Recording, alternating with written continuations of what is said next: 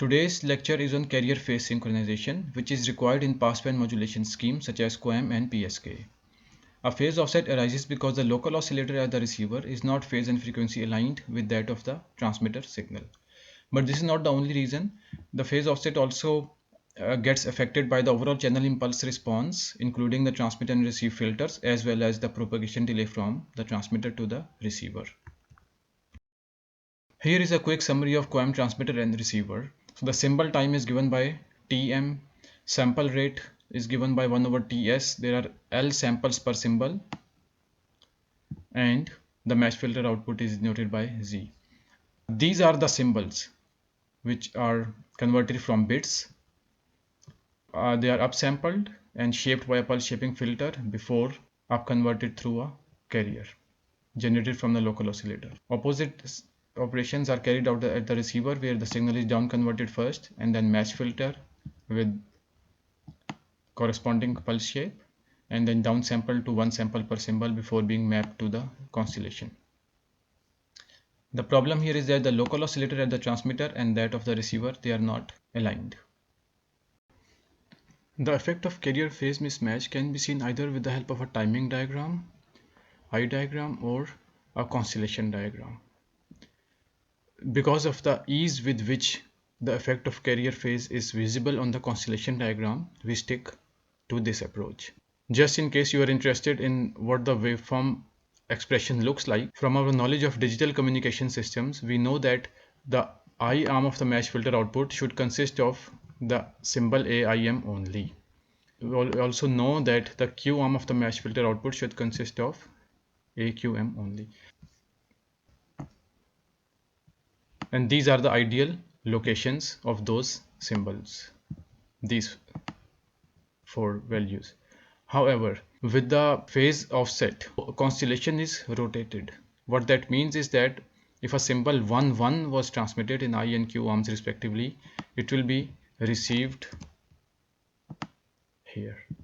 Similarly, if a symbol was -1 1, it will come over here, and so on. It is easy to see in the polar form. So the magnitude does not change. It's still given by AI square plus AQ square from Pythagoras theorem, but the angle in which the information was hidden, angle of AM for a PSK constellation, we have an additional phase offset which is theta delta. For a BPSK constellation, we do not have a Q arm, so these points, they just fall back towards the origin, and we say that the SNR is reduced. We start with the effect a phase offset has on our QAM modulation scheme. So as usual, the ID and the title of the flow graph, the sample rate is chosen as 32,000. Samples per symbol is 32. Downsample delay is 1. As we discussed before, this is different for different pulse shapes. And then the excess bandwidth we have chosen as 3 different values, 0.1, 0.5, and 1. The phase offset is defined as a slider from -180 to 180 degrees. So the flow graph starts with a random bit generation, a throttle block with 32,000 sample rate. We pack 2 bits in one symbol. So these 2 bits, as we discussed in QAM modulation scheme, form the address of the lookup table I and lookup table Q. After the mapping, we convert this from float to complex and pass it through a complex pulse shaping filter. Why do we do that? So as to simplify the flow graph which comes next. Otherwise, we could have 2 separate pulse shaping filters here, 2 separate match filter at the receiver side, and so on. But from here onwards, when we have a decent understanding of complex signals, we can continue the flow graph through complex signals. The pulse shaping filter, one thing we have noticed that I have removed the upsampler. The reason is that, as before, now when we understand how a QAM modulator works, instead of having an upsampler here and then in having an interpolation factor of 1 here, I can just interpolate it by samples per symbol at the same time.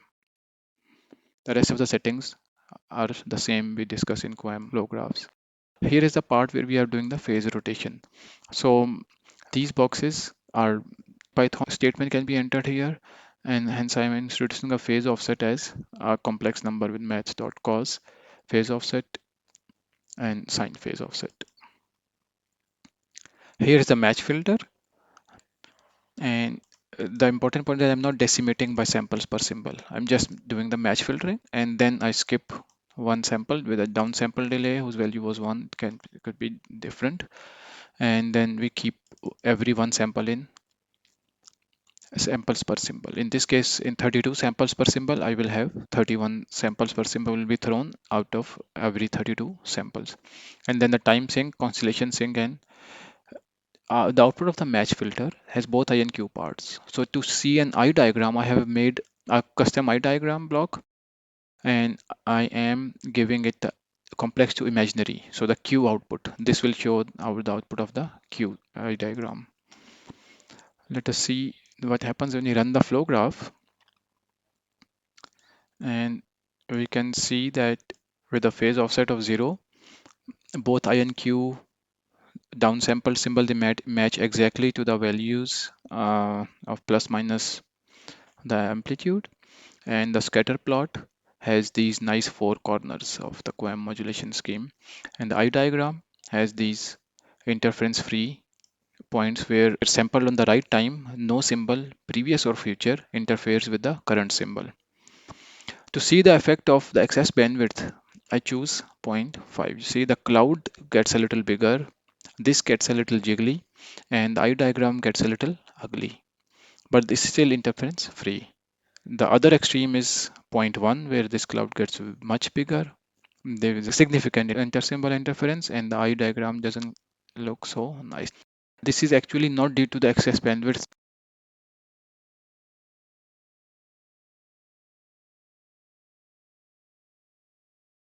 With a low level excess bandwidth, need to have a very long raise cosine filter.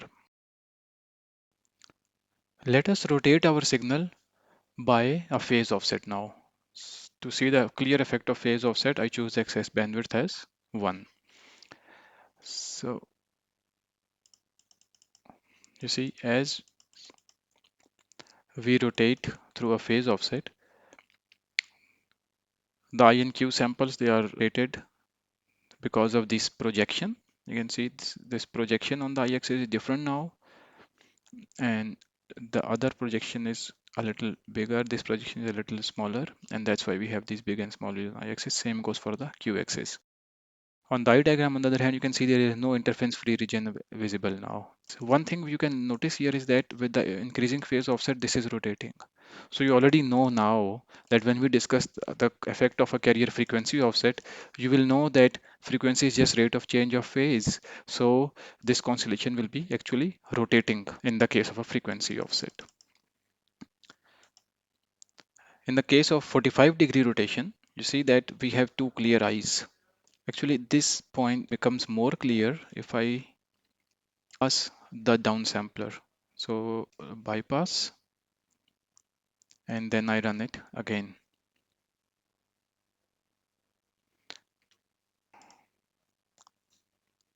This is a sort of a transition diagram now instead of a scatter plot. And you can see that eye is closing. When the rotation becomes 45 degrees, you see these two clear eyes. It passes from this point to this point, or to that point. It always passes from 0 on the y-axis. This brings us to the fundamental problem of synchronization.